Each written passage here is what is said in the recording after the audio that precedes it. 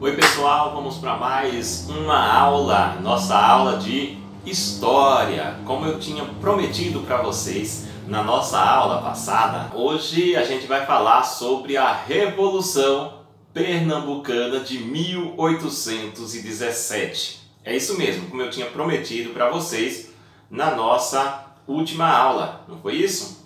Olha só pessoal, o Nordeste brasileiro lá pelo século XVI, século XVII, tinha muito prestígio. Esse prestígio vinha decorrente da grande produção de cana-de-açúcar. Isso mesmo, que era a grande riqueza brasileira na época. Açúcar nordestino tipo exportação. Mas, lá para o século XIX, mais ou menos, houve uma crise na produção açucareira no Nordeste.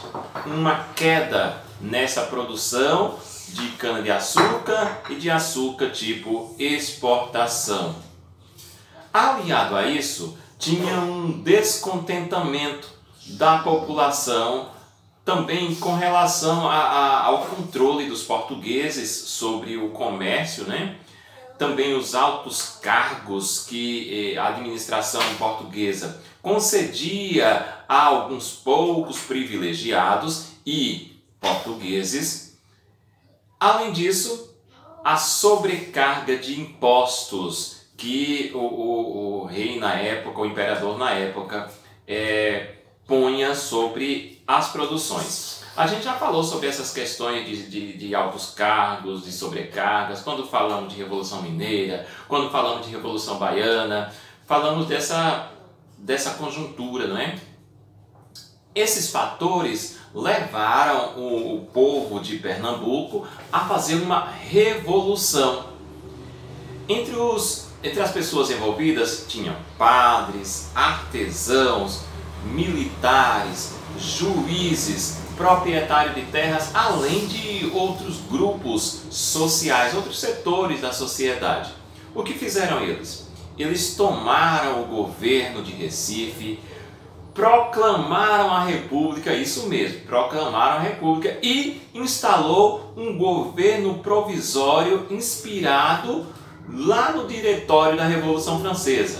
Lembra disso? A gente falou sobre a Revolução Francesa em uma das nossas aulas passadas. Entre as propostas que eles fizeram, eles propuseram uma constituinte. Essa constituinte, inspirada na Revolução Francesa, propunha o liberalismo, né, econômico, político, a liberdade religiosa, a liberdade de imprensa.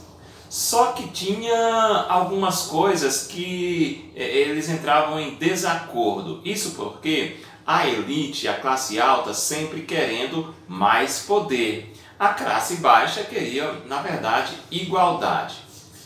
Na verdade, essa classe alta, os ricos, queria autonomia política, enquanto os pobres queriam uma igualdade de direitos.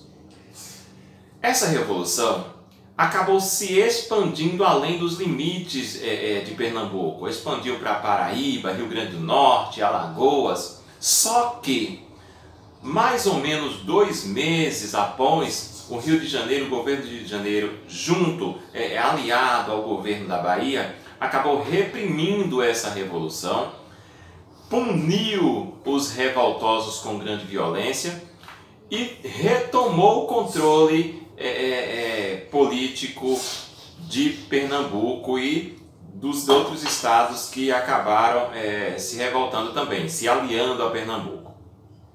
Mas é bacana pensar que, apesar de não ter ido adiante, apesar de ter sido derrotado os membros dessa revolta, essa revolta representou um duro golpe na monarquia portuguesa. Essa revolução, assim como a Revolução Mineira e a Revolução Baiana, foram motivos que levaram depois, que contribuíram depois para a proclamação da independência brasileira. E a gente vai falar na nossa próxima aula sobre A volta de Dom João a Portugal. Lembra que ele não queria voltar a Portugal, estava gostando do Brasil, não é? Mas ele deu um jeito de não voltar a Portugal? Pois é, a gente vai falar na nossa próxima aula que ele voltou para Portugal. Aguarde, até a próxima!